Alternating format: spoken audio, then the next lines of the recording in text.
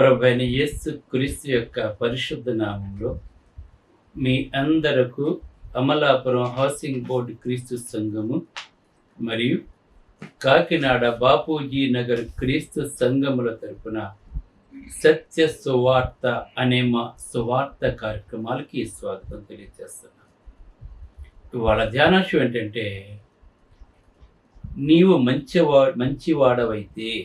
ధ్యానాంశం ప్రార్థన చేసుకుందాం. పరలోకమందున్న మా ప్రియ తండ్రి, పరిశుద్ధుడా, నీ పరిశుద్ధ నామమునకు స్తోత్రములు స్తుతులు తెలియజేస్తూ ఉన్నాను తండ్రి. నీవు మంచివాడవైతే అనే అంశం మీద మాట్లాడబోతూ ఉండగా నీవే నాతో ఉండి మాట్లాడము. ఇచ్చిన ఈ ఆరోగ్యాన్ని సేవకరకు వాడుకోమని, మా జీవితాల్లో నువ్వు చేసిన సమస్త మేలుని బట్టి నీకు స్తుతులు తెలియజేస్తూ ఈ సత్యమును తండ్రి ప్రకటించడంలో నమ్మకమైన వాడిగా చేయమని క్రీస్తు నామమున వేడుకొనుచున్నాను తండ్రి. ఆమేన్. నీవు మంచివాడవైతే ఇవాళ ధ్యానాంశం. మన ఈ లోకంలో మంచి వాళ్ళే ఎక్కువ శ్రమ పడుతూ ఉంటారు. మంచి వారికే ఎక్కువ ఆపదలు వస్తుంటాయి. మంచి వాళ్ళకే కీడు సంభవిస్తూ ఉంటుంది. అంతెందుకు, మన ప్రభు అయిన యేసుక్రీస్తు వారిని ఒకసారి చూడండి. ఆయన అందరికీ మంచి చేశాడు. అందరికీ మంచి చేశాడండి ఆయన. కానీ ఆయన చంపాలనుకున్నారండి లోకం. మంచి చేసినా కూడా ఆయన చంపాలనుకున్నారంటే లోకం చంపారు కూడా ఆయన. అంటే నువ్వు మంచి చేస్తుంటే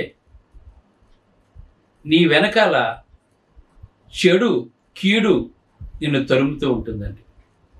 ఆ మంచి చెయ్యకుండా ఉండటానికి కీడు చెడు నిన్ను తరుముతూ ఉంటుంది. అందుకే పాపి చెరాయు అంటారు. పాపం చేసినాడు ఎక్కువ కాలం బ్రతుకుంటాడు, మంచి చేసినాడు త్వరగా చచ్చిపోతుంటాడు. ఉదాహరణ యేసుప్రభు. కానీ చెడు చేసినాడు ఇంకా అలా జీవిస్తూనే ఉంటాడండి వాడు. ఈ లోకం అంతా చెడ్డవాడితో నిండిపోయింది.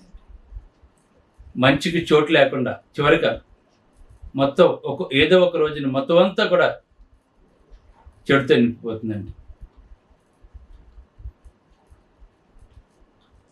దేవుడు ఆకాశంలో కనులెత్తి చూసినప్పుడు ఒక్క నోవహు తప్ప నీతిమంతుడు ఎవడో కూడా కనపడలేదు.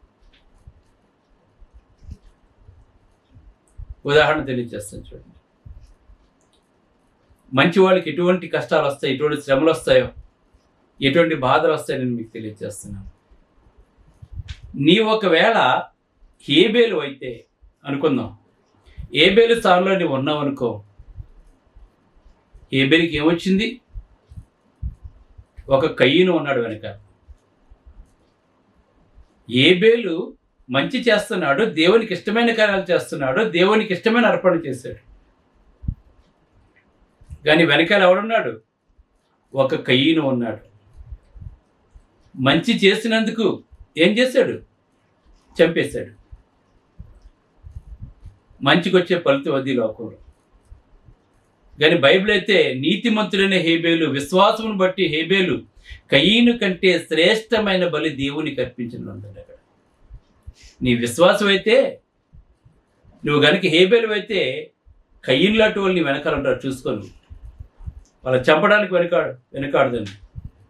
నువ్వు హేబేలు అయితే నీకు కయీను ఉంటాడు, గుర్తుపెట్టుకోను. అలాగే నీ ఒక యోసేపు అయితే, యోసేపుని చూడండి. ఎవరికన్నా చెడు చేశాడా? కీడు చేశాడా? దూషించాడా? కొట్టాడా? లేదు కదా. కానీ యోసేపు మంచివాడు. దేవుడు అతనికి తోడై ఉన్నాడు కూడాను. అయితే ఏం చేస్తారు? నీ ఒక యోసేపు అయితే నీకు యోసేపుకి ఎటువంటి అన్నలు ఉన్నారో నీకు కూడా అటువంటి వాళ్ళు ఉంటారు నీ వెనకాల. నిన్ను గోతిలో పడేయడానికి చూస్తుంటారు, నిన్ను అమ్మేయడానికి చూస్తుంటారు, నీ చావును కోరుకుంటారు. నీతిమంతులు కలిగే ఆపదలు అనేకం అంటాడు. అందుకే దేవుడు చెడ్డవారికి ఆపదలు వస్తాయని చెప్పట్లేదు బైబిల్. నీతిమంతులు కలిగే ఆపదలు అనేకమని మాట్లాడుతున్నాడు. నువ్వు యోసేపు అయితే యోసేపుకి ఎటువంటి అన్నులు ఉన్నారో, తన తమ్ముడికి ఎటువంటి కీడు చేశాడో అటువంటి వారు కూడా నీ వెనకుంటారు, గుర్తుపెట్టుకో. మంచివాడిని లోకం బ్రతకనవద్దు, మంచివాడిని చంపేయాలనుకుంటుందండి. మన కళ్ళ ముందు మనం చూస్తున్నాం కూడా. మనం దుర్మార్గులే ఉన్నతమైన స్థానాలు ఉంటున్నారు, మంచివాడికి స్థానాలు ఉండలేదండి. ఒకవేళ నువ్వు గోధుమ గింజవైతే నీ వెనకాలే గురుగులు ఉంటాయి. ఒక యజమాని గోధుమలు విత్తితే శత్రువు వచ్చి వెనకాల గురుగులు విత్తేస్తాడు, గోధుమలు పాడు చేయాలని చెప్పి. మనం మంచి చేస్తుంటే మన వెనకాల చెడు చేస్తుంటారు. మన వెనకాలే ఉంటాడు సాతాను, మన బాధ పెట్టడానికి, మన శ్రమ పెట్టడానికి మన వెనకాలే ఉంటాడు వాడు. ఒకవేళ నీ ఒక దానియేలు అయితే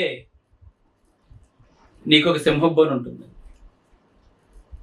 దేవుని యథార్థవంతంగా ఆరాధిస్తున్నందుకు, ముమ్మారు ప్రార్థన చేస్తున్నందుకు, దేవుని భయభక్తులు కలిగి ఉన్నందుకు సింహాల బోన్లో వేస్తారు. నీవు కూడా సేవ చేస్తున్నప్పుడు, అందరికీ మంచిగా ఉన్నప్పుడు నిన్ను కూడా అలాగే చేయడానికి ప్రయత్నిస్తుంది లోకం. కానీ దేవుడు మన పక్షాన్ని గుర్తుపెట్టుకో. ఏబేలు నీతిమంతుని చెప్తున్నాడు దేవుడు. అలానే యోసేపుకు దేవుడు తోడై ఉన్నాడు, అతను చక్రవర్తిని చేశాడు దేవుడు. కానీ వెళ్ళిన ప్రతి చోట కూడా కష్టం వచ్చిందండి అతనికి.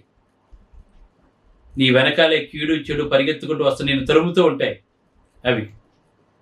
అయినా కానీ విజయం నీదన్న సంగతిని మర్చిపోవద్దు, దేవుడు తెలియజేస్తున్నాడు.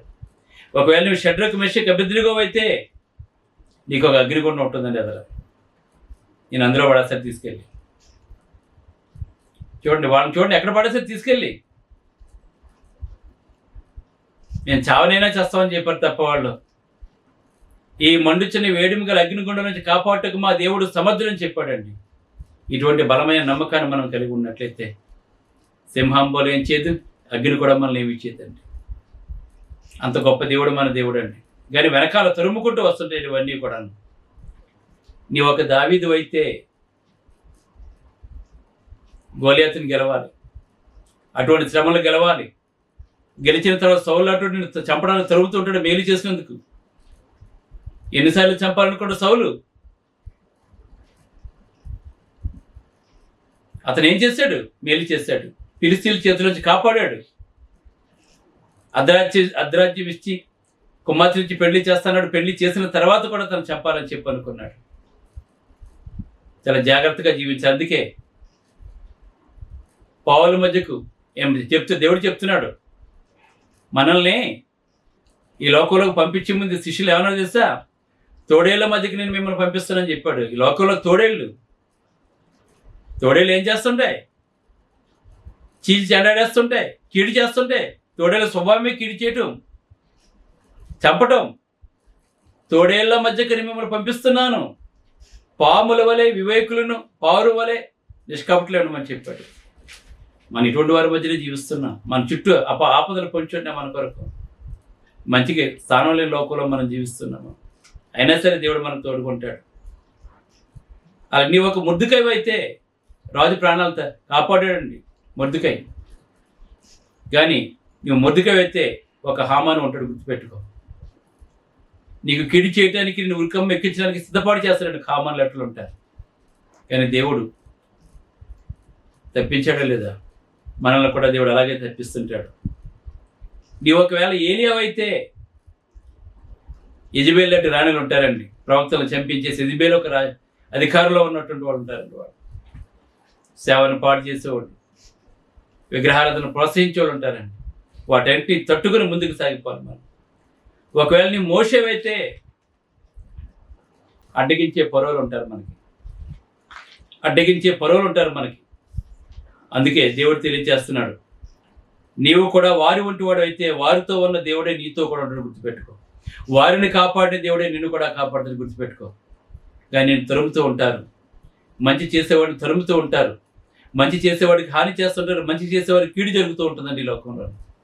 అయినా కానీ వీళ్ళందరినీ దేవుడు ఎలాగైతే గోలియతు చేతిలోంచి దావీదుని ఎలాగైతే కాపాడాడో, ఫరో చేతిలోని ఇశ్రాయేలు ప్రజలను ఎలాగైతే కాపాడాడో, యెజబెల్ చేతిలోంచి ఏలియాని ఎలాగైతే దేవుడు కాపాడాడో, అలాగనే యోసేపుని దేవుడు ఎలాగైతే తోడునీడుకున్నాడో మనకు కూడా దేవుడు తోడునీడుకుంటాడు. కనుక మనం క్రైస్తవ్యం అంటే మన సింహం తోక పట్టుకున్నటువంటి వాళ్ళు. మనం ఉన్నంతకాలం కూడా దాంతో పోరాడవలసిందే. మనం విడిచిపెట్టవద్దు. మన ఏం చేస్తుంది? అది మనల్ని తినేస్తుంది. గనుక జాగ్రత్త కలిగి జీవించాలి. పాముల వలె వివేకులను, పావుల వలె నిష్కలంకంగా మనం ఉండాలి. మన ప్రభు మనకు తోడుగా ఉంటాడు. మంచిని మాత్రమే చేస్తూ ఉండాలి. మనం ప్రభు అయిన యేసుక్రీస్తు మంచి చేశారు, సిలువ వేశారు, సంహరించారు, ఆయన తిరిగి లేచాడు. మనం కూడా శ్రమలు అధిగమించే శక్తి కూడా మన ప్రభు మనకిస్తాడు. కనుక క్రీస్తులో జీవించండి, రక్షణలో రక్షించబడండి. దేవుడు సురక్తమిచ్చి తన సంఘంలో మీరు ఉండండి. ప్రార్థన చేసుకుంది. పరిశుద్ధుడు అయిన తండ్రి, పరలోకమందున్న దేవ, నీ పరిశుద్ధ నామమునకు స్తోత్రాలు తండ్రి. నీతిమంతులు కలుగు ఆపదలు అనేకం తండ్రి. శత్రువు వెంటాడుతూ ఉంటాడు, తరుముతూ ఉంటాడు తండ్రి. నాశనకరమైన గుంటలో పడవేయడానికి చూస్తుంటాడు తండ్రి. కానీ యేసు ఎలాగైతే జయించాడో, పరిశుద్ధులందరూ, విశ్వాసులందరూ ఎలాగైతే జయించారో మేము కూడా అలా జయించే శక్తి మాకు అనుగ్రహించి, ఎదురవుతున్న ప్రతి శోధన అధిగమించే శక్తి దయచేసి, విశ్వాసం అనే జోడు తిరుక్కుని తండ్రి, సమాధానం జోడు తిరుక్కుని విశ్వాసం డాలు పట్టుకుని తండ్రి, ఆత్మకడ్గానం చేయబోని అపోహతో యుద్ధం చేసేవారుగా మమ్మల్ని చేసి అనేక మందిని శాంతిగా నడిపించేవారుగా చేయమని, క్రీస్తు రాజ్యవాసులుగా చేయడానికి తండ్రి ఈ ప్రసంగం సహాయపడలే చేయమని క్రీస్తును నడుపుకుంటున్నాం తండ్రి. ఆమేన్. మీ అందరికీ వందనములు. God bless you. Brother George Raju Vara, Church of Christ, Housing Board, Amalapuram, near Kims Medical College, Konasima District, 533201.